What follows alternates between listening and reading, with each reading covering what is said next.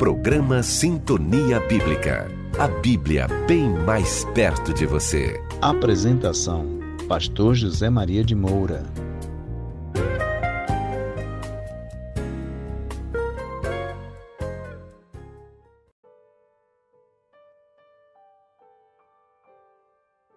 Já estamos de volta. Você que está chegando agora, seja muito bem-vindo. Este é o programa Sintonia Bíblica, a Bíblia bem mais perto de você, pela 91.3 Rádio Logos FM, transmitido diretamente dos estúdios da Primeira Igreja Batista de Fortaleza. Hoje, conforme nós já falamos, o nosso convidado é o professor Edilson Barreira, professor da Escola Bíblica Dominical da Primeira Igreja Batista de Fortaleza. Professor Edilson, nós estamos muito felizes por tê-lo novamente aqui no Sintonia Bíblica. Conforme eu falei no início do programa, o estudo de hoje está baseado no livro de Ruth. E o tema desse precioso estudo é Uma Bela Profissão de Fé. Não é isso mesmo?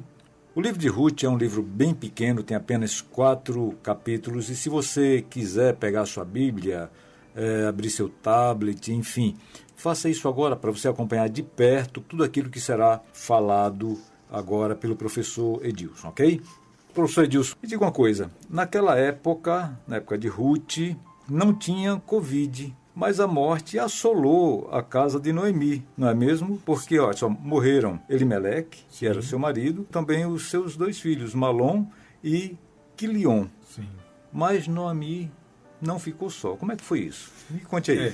Inclusive, pastor Zé Maria, eu queria convidar o ouvinte a assistir uma aula que eu dei no dia 20 de setembro, está disponível no YouTube, que eu já traço uma contextualização do livro de Ruth, que eu vou fazer aqui brevemente. De fato, não houve Covid, mas houve fome. E assim como a Covid-19 provocou uma grande pandemia, né, que se caracterizou como uma grande pandemia, isso mexe na economia, mexe na saúde. E a família de Elimeleque, cuja esposa é Noemi, juntamente com seus filhos Malom e Quilion, fogem da fome, que estava assolando a terra de Judá, a cidade que eles moravam, que era Belém. E eles vão sair da possibilidade de morrer de fome e vão se refugiar em Moabe, que era um inimigo histórico, e lá esses homens morrem. Até o que eu coloquei nessa aula, que é um paradoxo. Você foge da morte pela fome, mas vão morrer na terra. Então você realmente tem 3 mortes. Tem a morte do patriarca,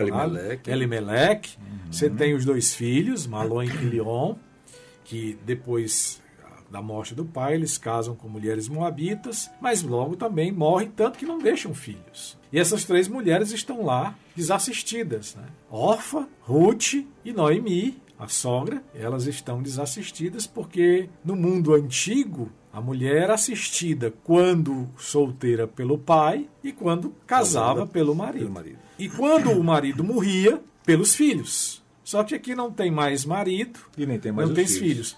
E a solução que nós vamos verificar no texto, e aí talvez é onde nós podemos começar a discutir, a solução que Noemi encontra para suas noras, porque nós estamos ali diante de 3 viúvas. Sim. Só que 2 viúvas estavam na sua própria terra. Porque tanto Orfa como Ruth eram moabitas. E a primeira solução que está em vista de Noemi, aliás, é dizer: minhas filhas, voltem para a casa. E é interessante, ela usa aqui não a casa dos seus pais, ela usa a casa de suas mães. É algo extremamente pitoresco, porque aqui você tem apenas na Bíblia 2 livros que têm nome de mulheres, que é Ruth e Esther. Normalmente você faz alusão à casa do pai. E aqui a gente encontra algo extremamente pitoresco, como já ressaltei, que ela diz: voltem à casa de sua mãe. Obviamente ela está falando a casa da mãe e do pai, né? Sim, sim. Já que numa sociedade patriarcal,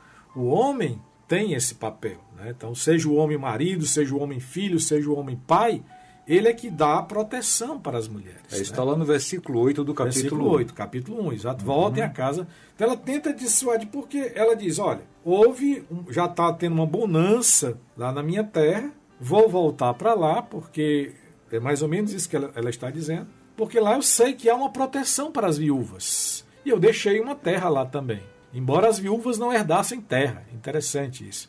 Em Israel, as viúvas não herdavam terra. Quem herdava terra eram os filhos, homens, e depois de algum tempo as filhas também foram incluídas na herança. Então, como eu estava já ressaltando, temos aqui 3 viúvas. 2 estão na sua própria terra. Uma tem a sinalização de que aquela seca já não existe mais, Deus melhorou a condição e ela pode ser acolhida em Judá. E ela decide voltar. O que fazer? Ela diz, não tem mais o seu marido, ficou sem os seus filhos, longe de sua terra. Qual a proteção que ela teria como viúva? Se não voltar. Isso ela faz. Mas no primeiro momento, as 2 noras dizem, nós vamos com a senhora. E começam a jornada. No meio da jornada, Ruth tenta de todas as formas dissuadi-las a voltar. Nós podemos encontrar isso no versículo 8. Ela tenta ressaltar a proteção que existiria em sua própria terra, o acolhimento na casa paterna, como eu já falei, a possibilidade de encontrarem outros maridos, ou a proteção na casa do pai, voltando, mas depois eram mulheres jovens, poderiam novamente casar e ter a proteção viabilizada pelo novo marido. Isso tudo faz parte da argumentação de Noemi para que elas voltem e fiquem na casa de seus pais. Parece que só a Orfa que resolveu atender o apelo de... No caminho, sim. No caminho de Noemi, é verdade. No caminho, diante de todo esse processo de fazer com que elas voltassem, Orfa chora, de fato as 3 choram. Sim. Mas a gente pode dizer que é o choro que não compromete, no caso de Orfa. Porque ela chora, se despede, porque havia uma vida em conjunto com aquela sogra, tinha casado com o filho dela tinha ficado sepultado na terra de Moabe, mas ela decide voltar, ela não quer assumir o risco do desconhecido. Porque nós temos que entender o seguinte, por isso que a declaração de fé, ou a profissão de fé de Ruth, que nós vamos ver daqui a alguns instantes, é muito bonita, porque Moabe e Israel eram inimigos. E é bom ressaltar que essa inimizade vinha desde quando Moisés estava passando pelas terras do lado da além do Jordão, pediu passagem por Moabe e Moabe negou a passagem. E esta passagem no deserto caracterizava-se por 2 coisas, pão e água. Sim. E negar pão e água, como eu falei em outro estudo lá no que está no YouTube, é negar a hospitalidade do deserto. Então havia essa inimizade profunda, e lá em Deuteronômio capítulo 23 vai dizer que moabitas e amonitas não entram na congregação do Senhor. A proibição de mulheres moabitas casarem com homens israelitas, com homens judeus, era terminante. Só que aqui nós temos essa possibilidade de Orfa e dizer, não, eu vou para a terra do inimigo, não sei como é que você é acolhida lá, vou ficar aqui mesmo. Mas Ruth não. Ruth diz que se apega a Noemi. É aquela coisa de se agarra à sua sogra. Ela diz até, não insista para que eu te deixe, me afaste de onde você está, né? Perfeitamente, perfeitamente. Então, como eu falei, Noemi tenta de todas as formas fazer com que elas fiquem, porque ela sabe que aquela seria uma possibilidade de segurança ficar na sua terra. A gente sabe, meus irmãos e meu querido ouvinte, que a terra é algo que nos firma. Os nossos parentes, nossos conhecidos estão na nossa terra. A terra do desconhecido, e ainda mais, a terra do desconhecido que é inimigo. É entrar num salto no escuro. Orfa disse, não, isso aqui eu não vou fazer. Mas Ruth, no desenrolar do texto, vejam que no versículo 12 diz Noemi às suas noras: voltai, filhas minhas, ide-vos embora, que já sou muito velha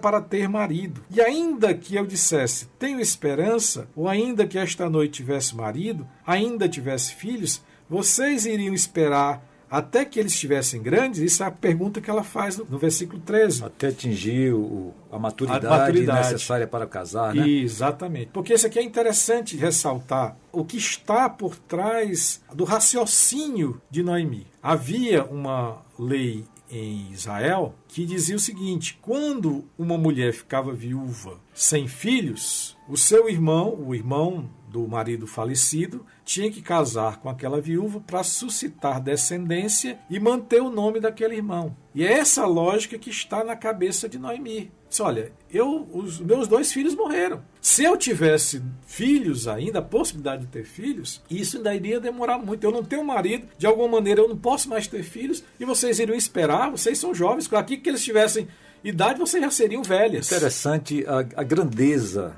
moral e espiritual dessa mulher, né? Sim. Da Noemi. Sim. Ela não quis ser pesada para as noras dela, né? Sim, sim. Não insistiu de jeito nenhum, não, vocês vão ficar ou vão ter que me levar, alguma coisa do gênero. Não pode ir. Tanto é que ela fala assim que prefere que este encargo todo, que todo esse amargor fique para ela e não para Ruth e para Orfa. Exatamente. Isso.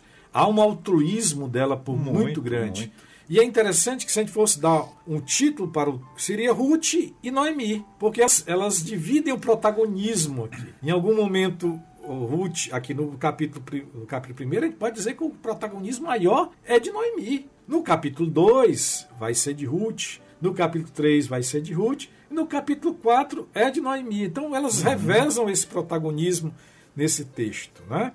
Agora, Orfa volta para a casa de seus pais, e é interessante que ela volta para a casa dos pais, e é dito também que ela volta para os seus ídolos, os seus deuses. Isso faz parte também da discussão de Noemi para com Ruth. Ela diz, sua cunhada foi embora, no versículo 15. Por isso disse Noemi, eis que voltou tua cunhada ao seu povo e aos seus deuses. Volta tu também após tua cunhada. Não é que Noemi está dizendo, volte aos seus deuses. Ela está dizendo o seguinte, de alguma maneira, Orfa está voltando à sua vida religiosa. Mesmo convivendo com judeus que mantiveram a sua fé. Por que a gente pode dizer que eles mantiveram a sua fé? Eles não foram cooptados pela religião de Moabe? Porque nós estamos vendo Ruth declarar sua profissão de fé. Que podemos dizer que Elimeleque e a sua família se constituiu uma família missionária. Tanto que Ruth vai declarar, como nós vamos ver agora em seguida, que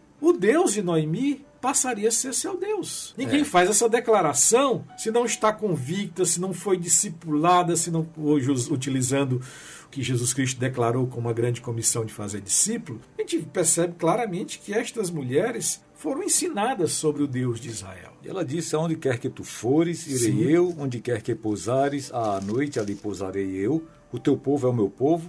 Aí vem o que você falou agora. Exatamente. E o teu Deus é o meu Deus. É o meu Deus. Eu antecipei esses elementos, mas a gente percebe claramente que a família de Elimeleque não foi de maneira alguma cooptada pela religião de Moabe, pelos ídolos de Moabe, ao ponto de Ruth fazer essa declaração belíssima que nós vamos verificar em seguida sobre o que eu chamei uma bela profissão de fé. Vamos lá. E nessa bela profissão de fé nós vamos demarcar aqui alguns elementos que são extremamente importantes. Essa profissão de fé é aquela profissão que muitos pastores, padres insistem em fazer nos casamentos?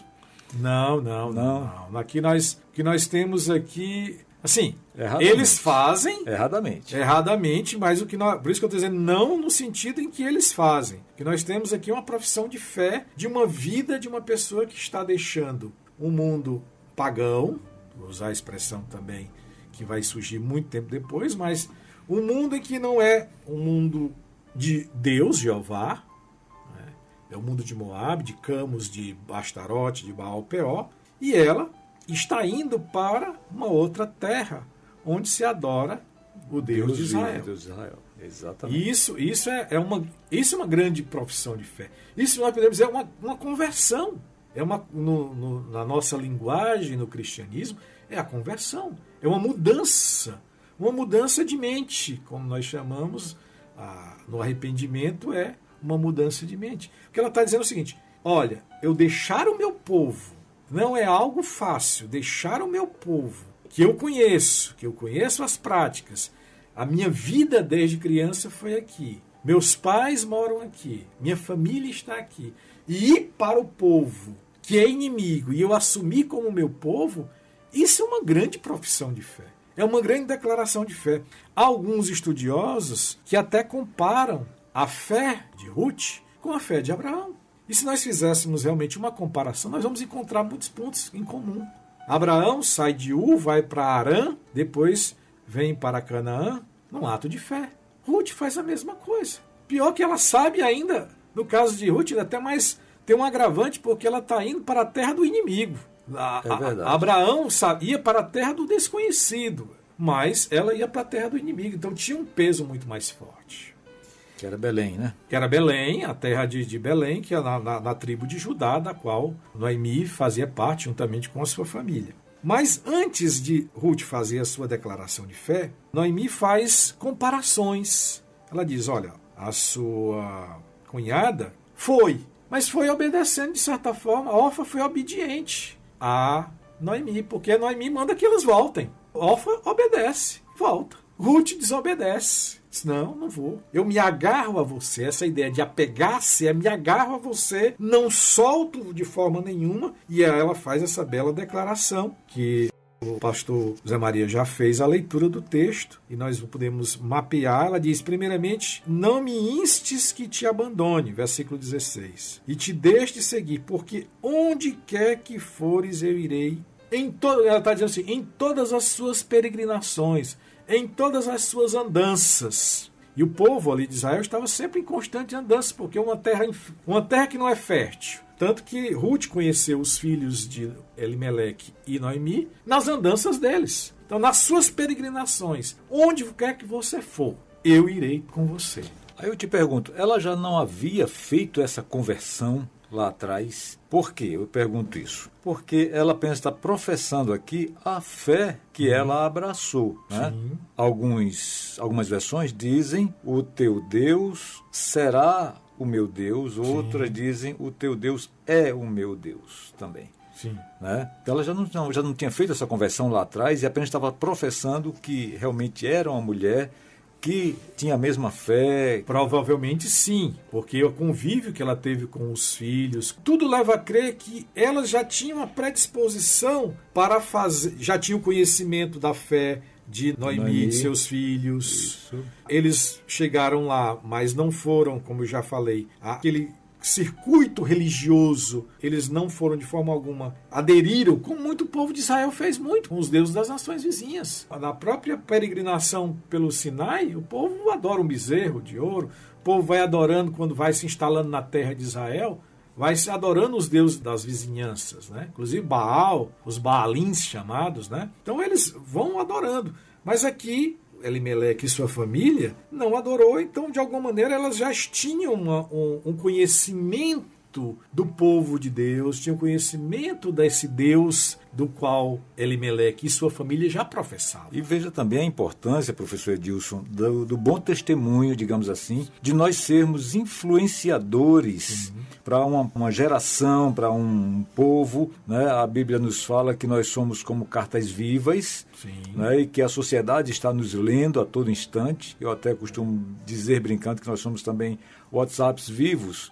Né? Todo mundo está nos lendo, está nos plotando ali, olhando para nós, como é que nós somos, como é que nós agimos, o que falamos, como procedemos, e devemos realmente, a exemplo da família de Elimeleque, Noemi e os seus filhos, devemos também ser influenciadores, porque Orfa e Ruth eram de nação inimiga, né, de Judá. No entanto, elas foram influenciadas para quê? Para servirem ao mesmo Deus. Sim, é verdade. E elas, convivendo com essa família, elas perceberam diferenças. E aí onde você fala do testemunho. O testemunho é a minha prática de vida. Então a minha vida para estas mulheres viram na vida daqueles familiares algo que elas não viam nos seus familiares de Moabe. Isso é decisivo. É você dar o testemunho como uma prática de fé, e elas agora, no caso de Ruth, pode fazer essa declaração, mas o que é interessante é que são mulheres marcadas pela dor, marcadas pelo sofrimento. Ruth é uma mulher marcada pela dor, pela morte do marido, mas Noemi é marcada pela dor, pela morte do marido e dos dois filhos e pela possibilidade de separação das noras. Essa talvez tenha sido a mais bela declaração de amor de uma nora para com a sogra.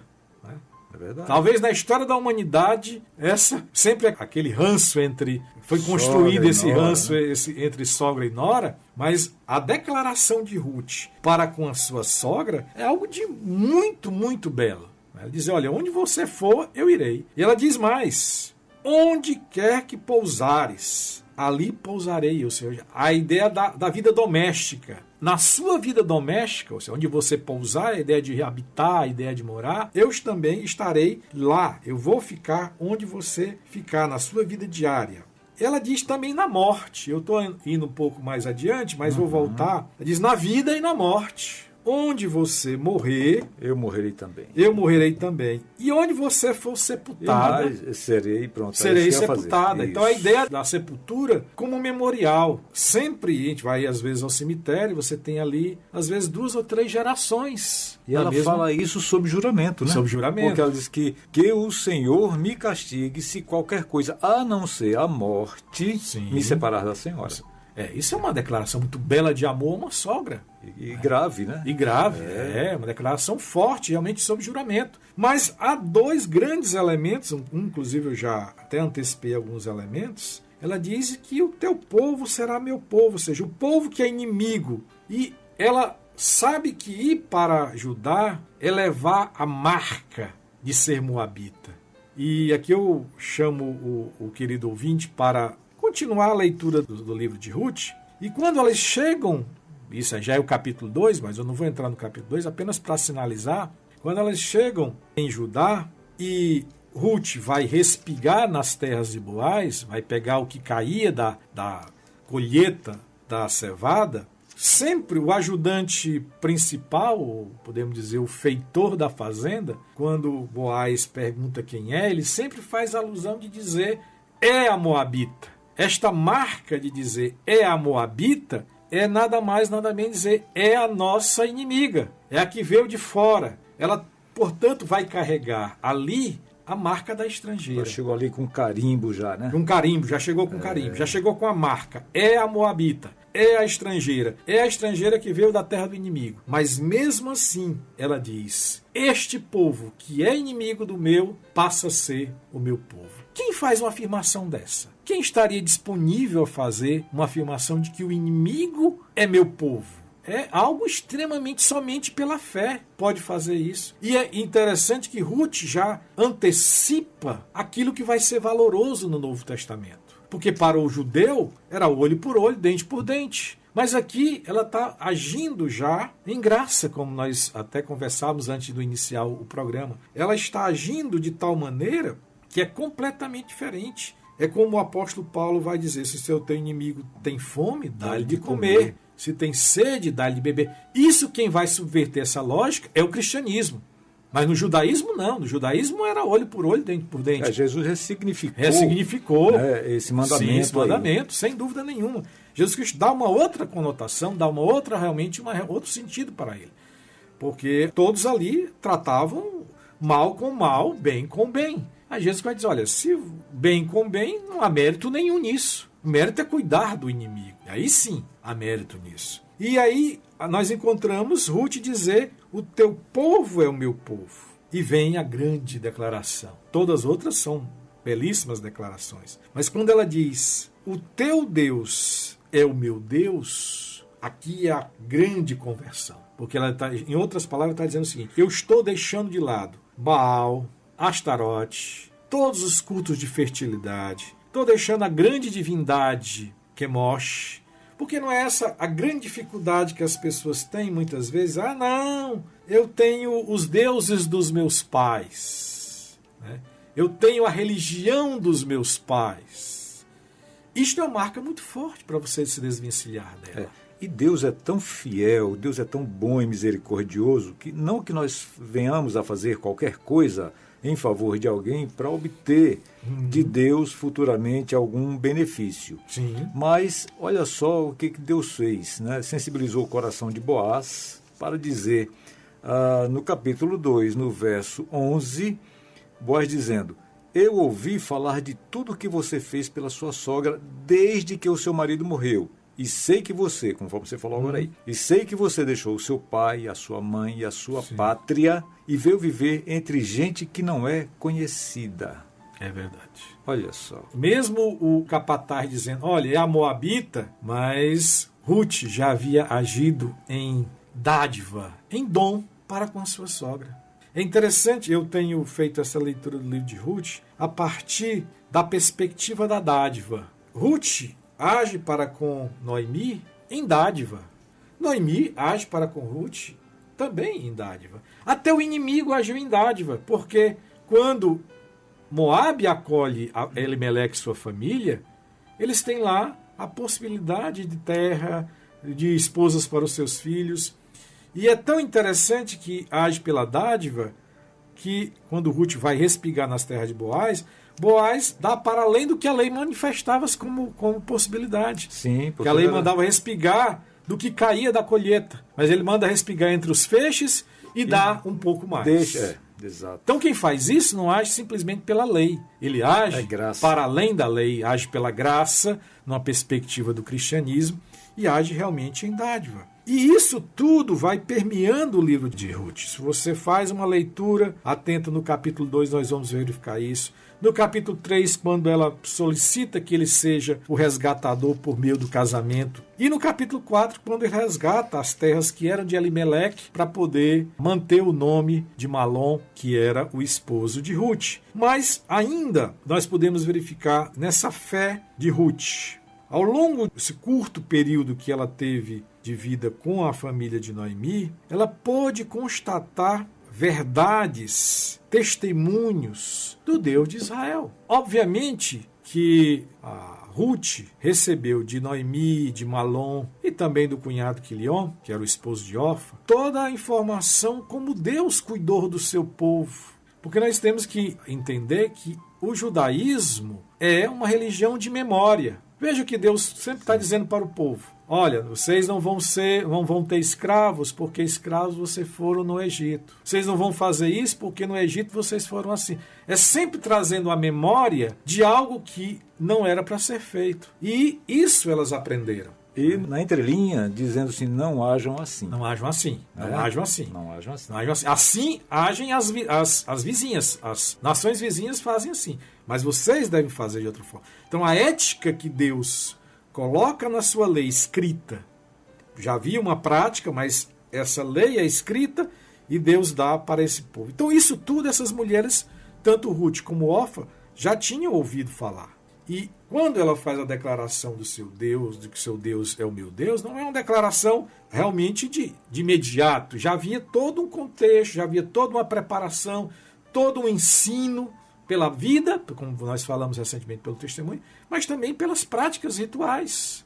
Porque certamente, mesmo distante, mesmo não indo ao templo, porque não existia o templo ainda, mesmo não indo ao tabernáculo, porque o tabernáculo era o templo móvel que ainda estava lá na terra de Israel, mas mesmo assim eles tinham suas práticas rituais, suas práticas culticas na terra de Moabe. Não há nada dizendo que faziam, mas também não há nada dizendo que não faziam. E para Ruth declarar que o seu Deus é o meu Deus, a gente só pode inferir que eles mantiveram as suas práticas, né?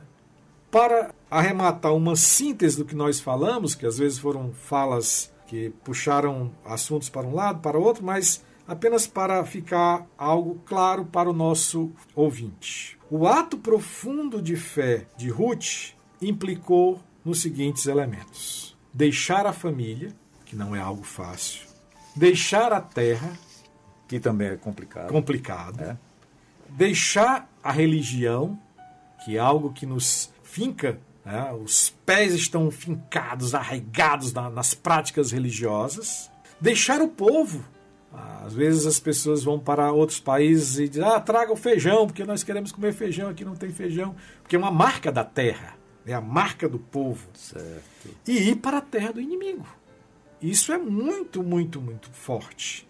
E, acima de tudo, assumir a possibilidade de que aquele Deus, que é o Deus do inimigo, passa a ser o meu Deus.